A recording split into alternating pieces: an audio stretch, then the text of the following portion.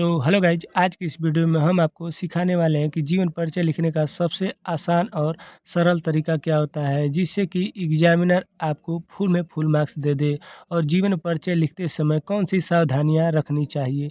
तो दोस्तों, जब भी आप जीवन परिचय लिखेंगे किसी भी कवि या लेखक का, तो सबसे पहले तो आपको एक छोटा सा बॉक्स बना लेना है और जिसमें लिख लेना है कि संक्षिप्त में जीवन परिचय। संक्षिप्त में जीवन परिचय में आप उन बातों को लिखेंगे जो कवि या लेखक की महत्वपूर्ण बातें हों। जैसे कवि का नाम लिख लेना है और कवि का जन्म स्थान लिख लीजिएगा और कवि के माता या पिता का नाम लिख लीजिएगा और कृतियाँ या रचना में कुछ कवि की महत्वपूर्ण रचनाएं लिखनी है आपको। जैसे हमने यहाँ पर लिखा है जयशंकर प्रसाद का, तो देखिए लिखा है कि संक्षिप्त परिचय, और लिखा है नाम में कि जयशंकर प्रसाद, और जन्म स्थान लिखा है हमने कि 1889 ईस्वी काशी में हुआ था, और पिता का नाम देवी प्रसाद, जबकि उनकी कुछ रचनाएँ जो महत्वपूर्ण है कामायनी, लहर, झरना आदि।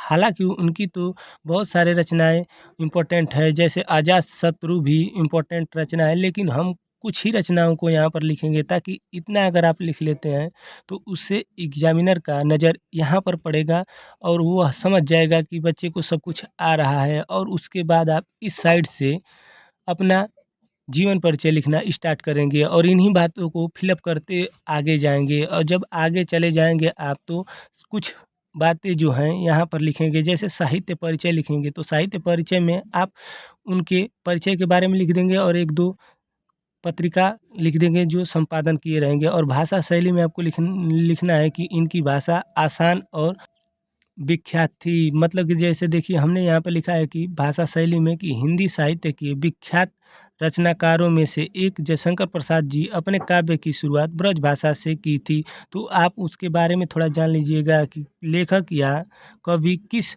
भाषा से अपनी शुरुआत, या मतलब कि किस भाषा में ज़्यादा योग्यता दी है। अब देखिए यहाँ पर कृतियाँ में हमने कुछ लिखा है। कृतियाँ जैसे नाटक, उपन्यास, कहानी। तो नाटक में हमने लिखा है चंद्रगुप्त, अजातशत्रु, तितली, कंकाल, ये आपका उपन्यास हो जाएगा। और कहानी संग्रह में आकाशदीप तथा आंधी हो जाएगा। तो दोस्तों, अगर आप इस तरह लिखते हैं तो आपको फुल में फुल मार्क्स मिल जाएंगे। तो दोस्तों, अगर वीडियो अच्छी लगी हो तो लाइक, शेयर एंड सब्सक्राइब जरूर करें। धन्यवाद।